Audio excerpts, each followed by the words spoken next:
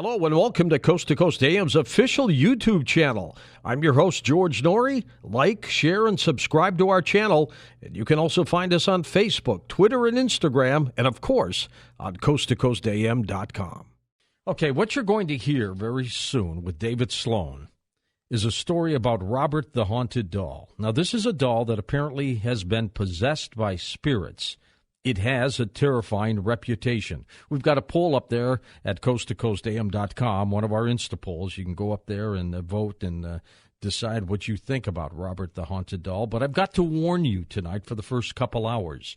If you are prone to really getting scared, you might not want to listen. You might want to turn your radio down. You might want to go away for a little bit because what you're going to hear could chill you. Up next, David Sloan and Robert the Doll. And welcome back to Coast. George Norrie with you. David Sloan with us. David is an author, ghost hunter, haunted historian. He has firsthand experience with Santeria and voodoo practices. And let me tell you something. He has written a book called Robert the Doll. This is about the strangest case I've heard in a long time. This doll is alleged to be possessed by spirits. It's got a terrifying reputation. Robert was the inspiration for Chucky the Doll in that 1988 horror film Child's Play. Let me bring our guest David Sloan in. We'll start talking about Robert the Haunted Doll. As you know, Joshua P. Warren has talked about him in the past. David, welcome to the program. Hey, thanks so much, George.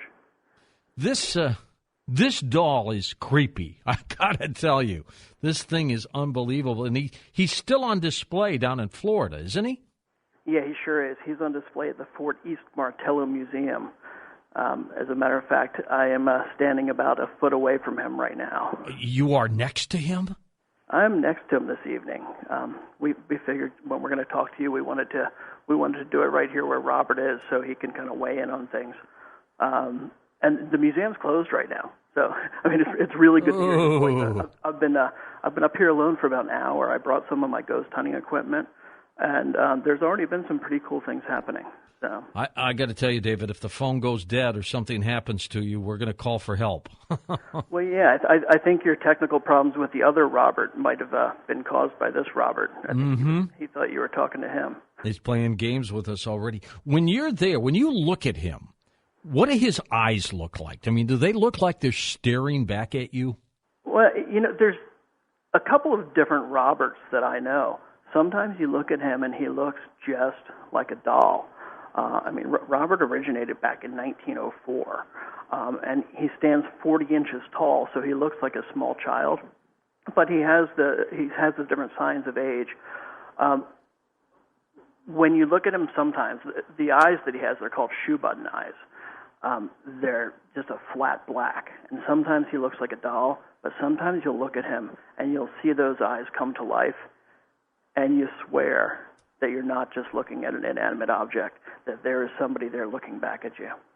And some of the stories about Robert, that when he was first created, people would see him on the upstairs floor of this house, walking by the windows. It's very strange. Give us a little history, if you could, David, about Robert. Well, the doll originated in 1904, and as I mentioned, he's about 40 inches tall. He's covered with felt. And he's stuffed with something that's called excelsior. It's like a wood wool or almost like a straw. And Robert's dressed in a sailor suit. He arrived in Key West right around 1904, and he was given as a gift to a young boy in Key West named Gene Otto. And Gene just developed this bizarre attraction to the doll. Gene's real name was Robert Eugene Otto. Once he met the doll, he gave the name Robert to the doll, went by Gene for the rest of his life. And by all accounts, they were pretty much inseparable. There's stories that the parents used to hear Gene playing in the other room with Robert, and that they'd hear two different voices. And when they'd come in, it was just Gene and the doll. And then growing up, whenever Gene got in trouble, and there's things that kids get in trouble for. Sure. Just basic things, nothing terrible. But whenever things happened and his parents asked him about it, his response was, "I didn't do it. Robert did it."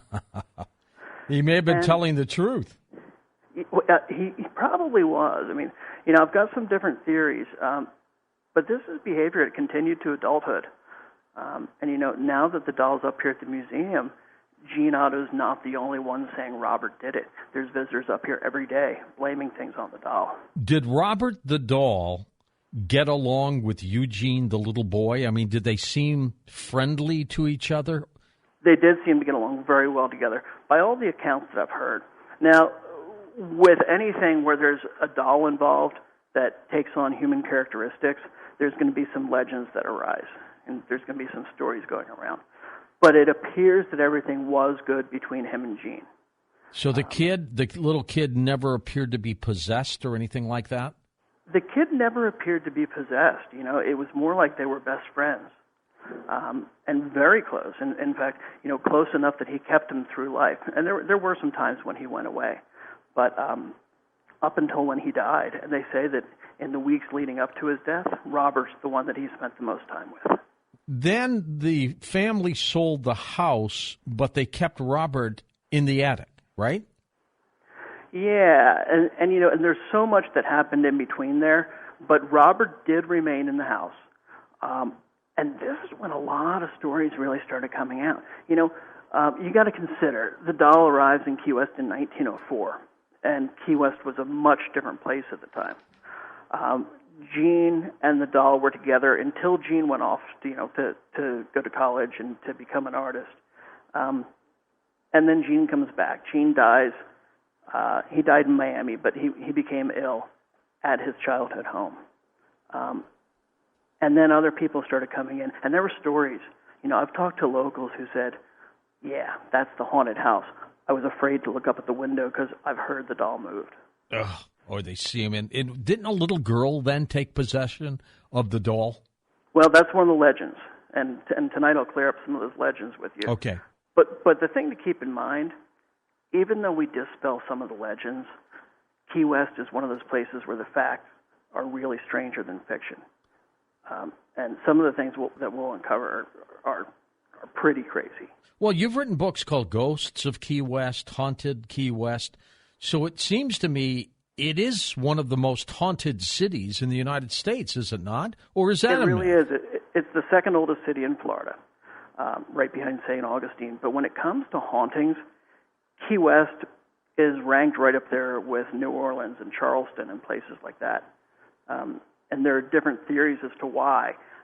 One great theory, the name Key West actually comes from the first people who lived here. We had Native Americans.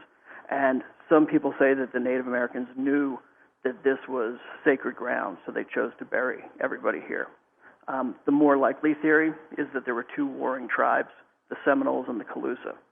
And the Calusa were pretty peaceful. The Seminole more aggressive, and they chased the Calusa from Miami down through the Keys. And when they got to Key West, the nearest place to go was 90 miles away, over to Cuba. So they made their last stand, and there was a massacre. You had years go by, and then the Spaniards arrived. And when they arrived, they found the beaches littered with human remains. And by the accounts, they say there were bones on the beaches, bones up in trees, bones arranged in intricate patterns.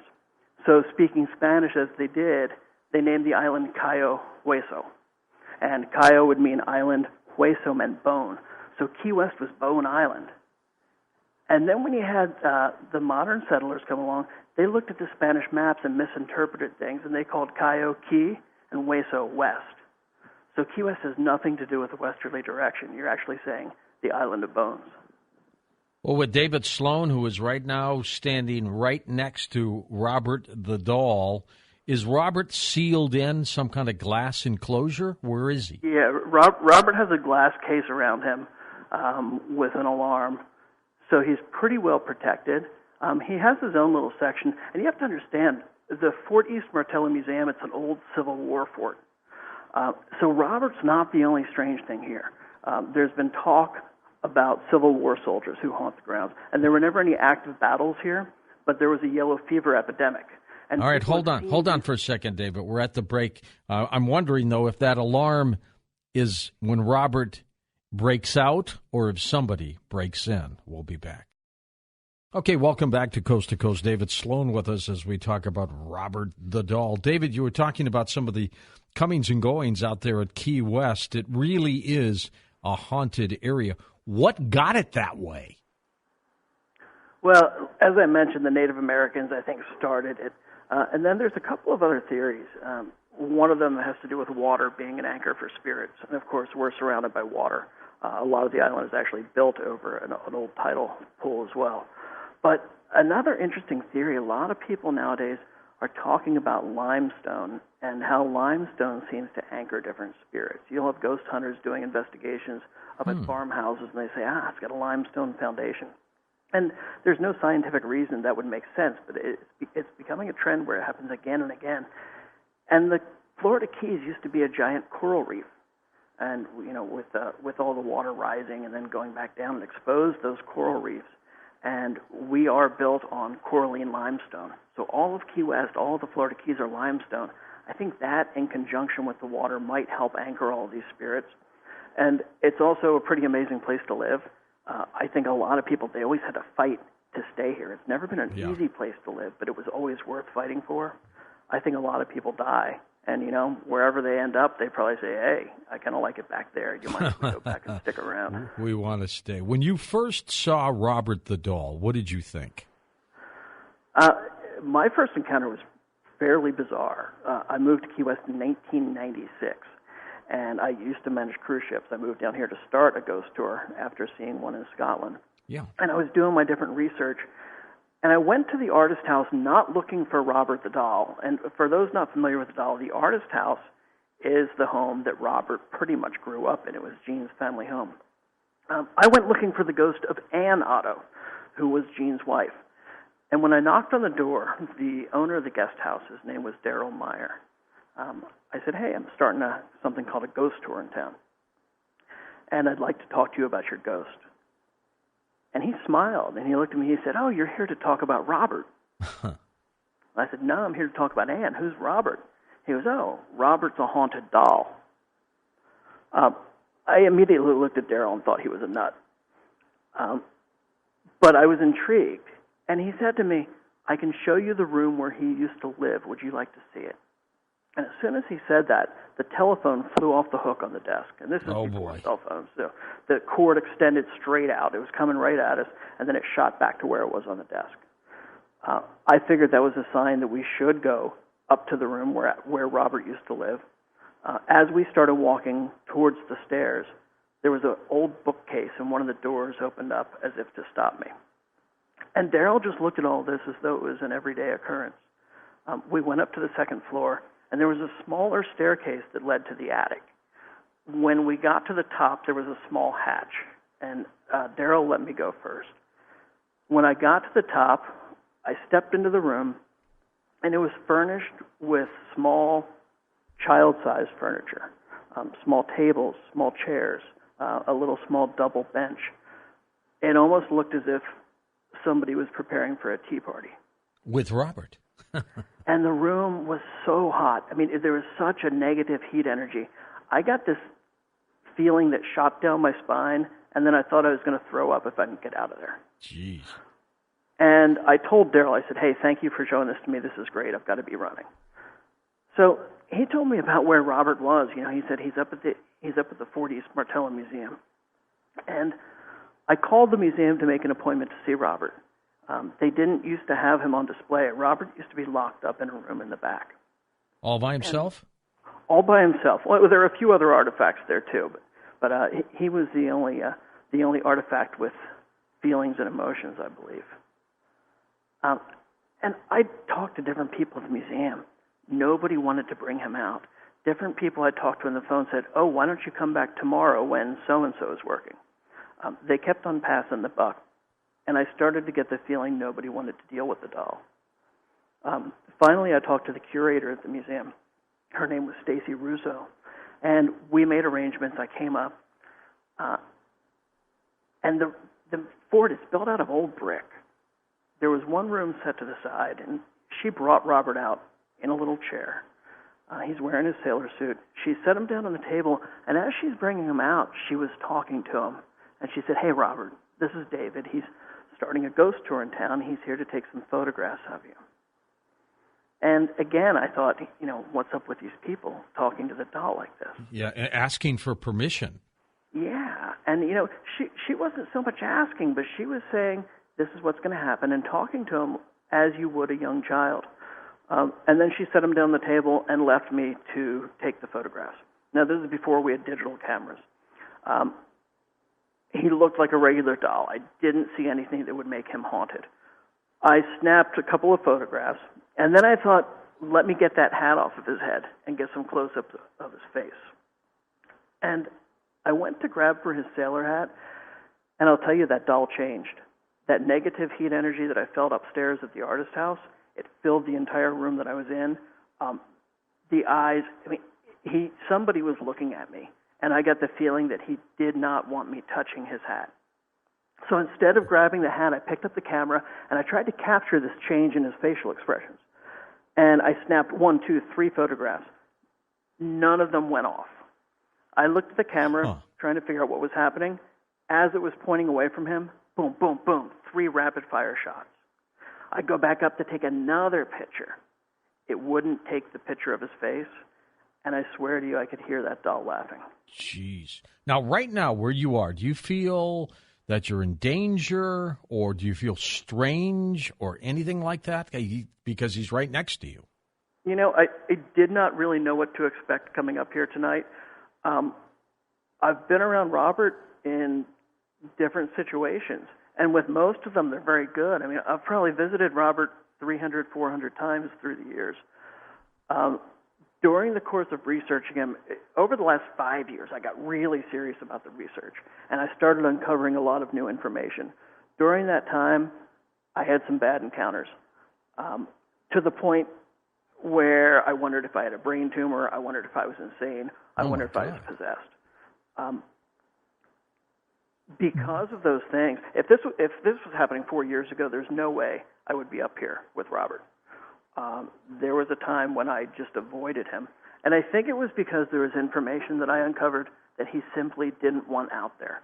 Would you definitely get back to our producers tomorrow? We want to make sure you're okay, if you would. Yeah, that's probably not a bad idea. Just in case. There was one point, I lost 4 computer hard drives during the course of putting this book together. And each time that I lost the hard drive, the computer froze up when I was writing about a specific aspect of Robert. And of course, after the first drive is lost and all that work's gone, I started backing everything up. By the 3rd time, I had things backed up on the cloud. I had them backed up with a paid subscription service. And again, at that same part, the computer froze up. The Apple techs were able to get everything back on my computer except the Robert manuscript. Well, let me ask you, David, at what point did Eugene's family leave the house? Because they did leave the doll in the house, but somehow later on in life, Eugene got back with the doll, did he not? Well, what ended up happening, Gene went off to France. As a little boy or as an adult? Well, this was when he was a young adult. He left the house at 18. So you figure he was with Robert starting in 1904 and then up until about 1918 or 1919. After that, he returned. He was very close with his family, so he'd come back for holidays. He would have seen the doll then. But he spent a good number of years both in Paris and then in New York. And that's where he met his wife. That's where he met Ann Otto. And she was an amazing concert pianist, so it was the artist, the pianist. They were in Paris during the really great time, and they were there until the whole stock market crash, which sent them back. And then a little bit of time in New York, but what happened is Gene's mother became ill. And this happened when Gene was in his early 40s. So he and Ann returned to Key West. And this was a tough thing for her. She used to play the Rainbow Room in New York. She was such a great pianist. But his art career wasn't thriving in New York, so he was selling furniture. So this was really a chance for him to launch his career. And they'd come back, and Ann was going to be the housewife or the artist's wife. They arrived in Key West, and she didn't know what to expect. But I think the last thing she was expecting was to get here and then for Jean to introduce her to a doll. Mm. And from all the accounts that we have, I mean, Jean built a special room in the attic for this doll, the room I was describing that I went up into with that little furniture. Jean did this as an adult. Did he keep the doll until he died? He kept the doll then until he died. Jean was 74 when he died. Upon his death, there was a big mess with the will. He actually wrote Anne out of his will and left everything to his sister. And this created quite a few problems for her. I talked to the gentleman who helped Anne negotiate to keep the house, at least for a little bit. And one of the questions I asked him, I said, okay, I need to know, was Robert there at the time? Did Anne talk about the doll? And he said, yeah, Robert was there. He was in an upstairs bedroom. He was in an old cedar chest.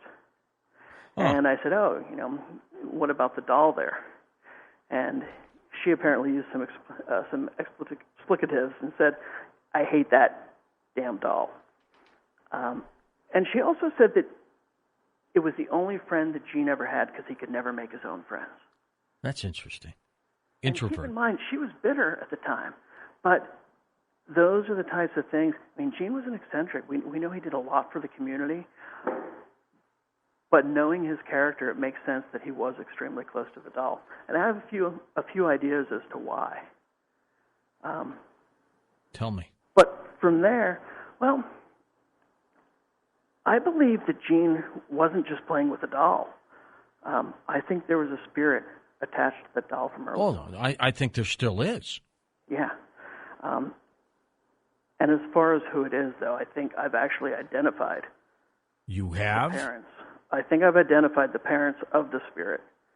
The parents of the spirit? Yeah. Who would they be? Well, you're familiar with the theories about Robert being created by an angry servant. Right. Kind of like a Santeria voodoo type person, right? That's what's been said, but most of that is legend. A lot of it's not based on fact, but one of those things with any legend, it starts with fact, and then it kind of degrades as time goes on.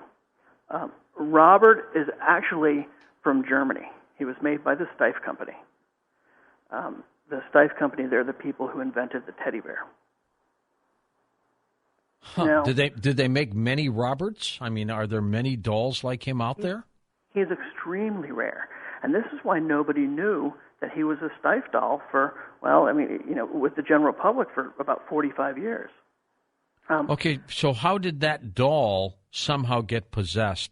Assuming he did, and many people think he did, how did he get possessed? Who's in that doll? I started looking for the servant relationship with the Otto family.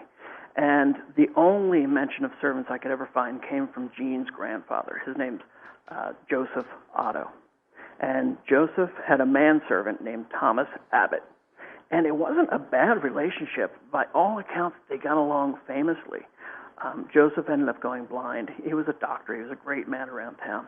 And Thomas took care of his every need. He used to drive his coach around town.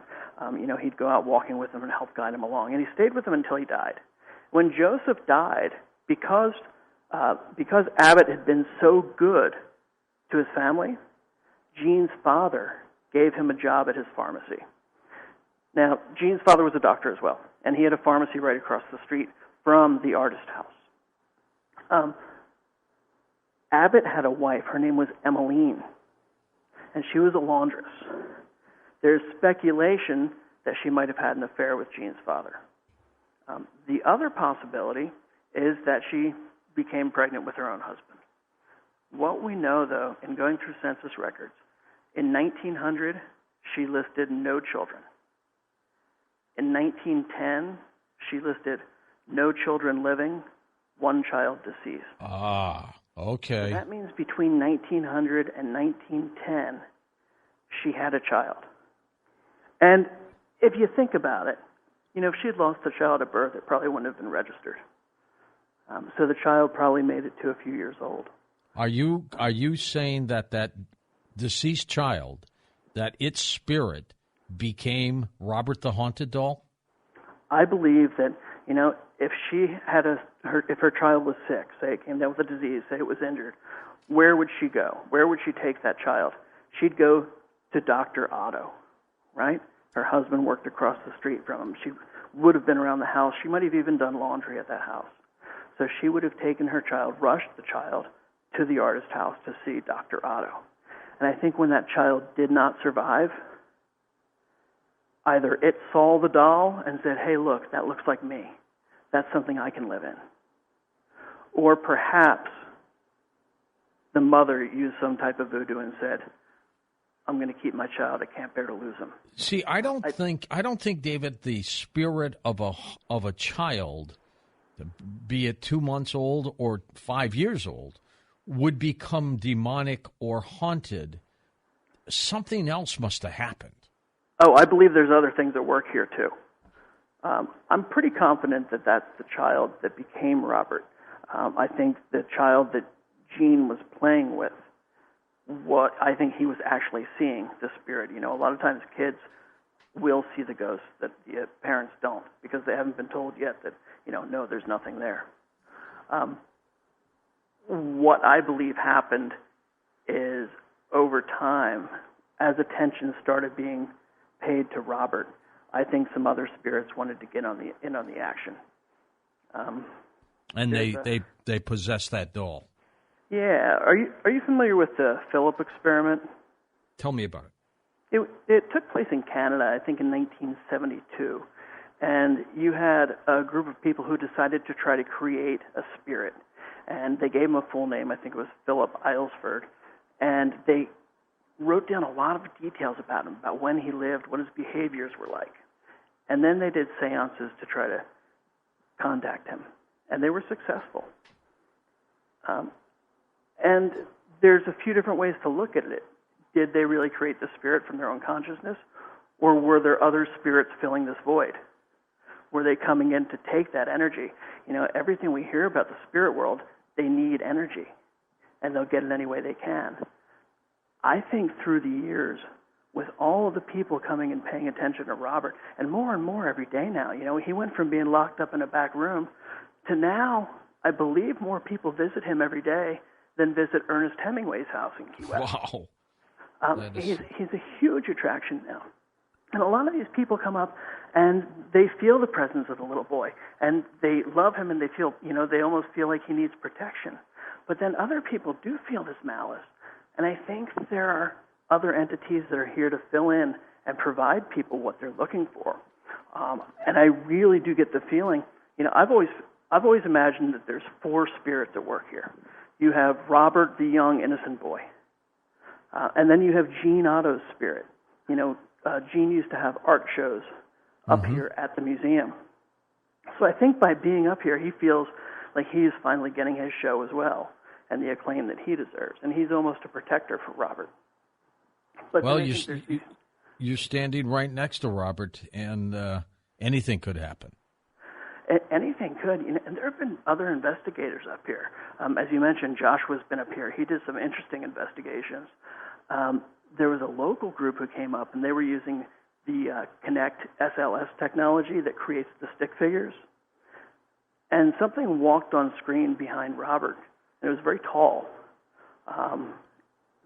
I've always pictured these 2 very tall, darker entities.